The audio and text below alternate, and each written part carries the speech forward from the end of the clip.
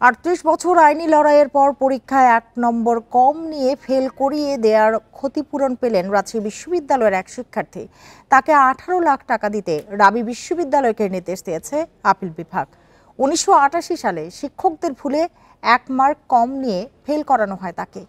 আদালতের নির্দেশের পর পাশ করলেও 14 বছর আইনজীবী সনদ না পাওয়ায় ক্ষতিপূরণ পাবেন তিনি। আঁচল ফাউন্ডেশনের গবেষণা মতে বিশ্ববিদ্যালয়ের পরীক্ষার ফলাফলে শিক্ষকদের বৈষম্যের শিকার প্রায় 60% শিক্ষার্থী। যুগ যুগ ধরে চলছে এই বৈষম্য বা গাফিলতি। রোববার আপিল বিভাগের রায়ে উঠে আসে মুন্সী মহিউদ্দিন নামে এক শিক্ষার্থীর বৈষম্যের করুণ কাহিনী। 1985 সালে রাজশাহী বিশ্ববিদ্যালয়ের অধীনে যশোরের একটি ল কলেজ থেকে এলএলবি পরীক্ষা দেন মহিউদ্দিন। 1988 সালে ফলাফলে 5 বিষয়ের একটিতে 1 মার্ক কম দেখিয়ে তাকে ফেল করানো হয়। হতবাক মহিউদ্দিন পুনর্মূল্যায়নের আবেদন করলেও তা সম্ভব হয়নি। বিশ্ববিদ্যালয়ের বিরুদ্ধে মামলা করলে 2002 সালে আদালতের নির্দেশে তদন্তের পর 2 শিক্ষকের শাস্তি এবং মহিউদ্দিনকে সনদ দেয়া হয়।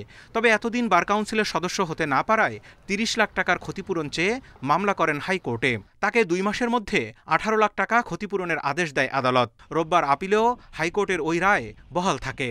যে মুহূর্তে আমি দরখাস্তটা করলাম যে আমার খাতাটা পুনর্মূল্যায়ন করা হোক, it was their holy duty, they were duty bound to give a reply at least. ঠিক আছে, তোমার খাতা মূল্যায়ন করা হয়েছে, তুমি যেটা পেয়েছো ওইটাই সঠিক, বা আমাদের ভুল হয়েছে, এই আশাটুকু তো আমি করতে পারি।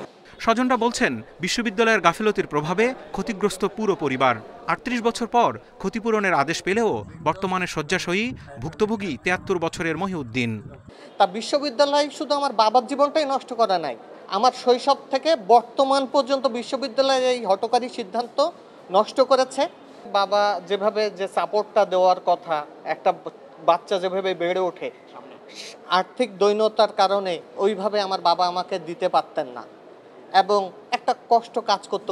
আইনজীবীরা বলছেন এমন ভুলের বিষয়ে বিশ্ববিদ্যালয় সহ সব শিক্ষা প্রতিষ্ঠানের কর্তৃপক্ষকেই সর্বোচ্চ সতর্ক থাকতে হবে। Zahidul Bashar, Independent News, Dhaka.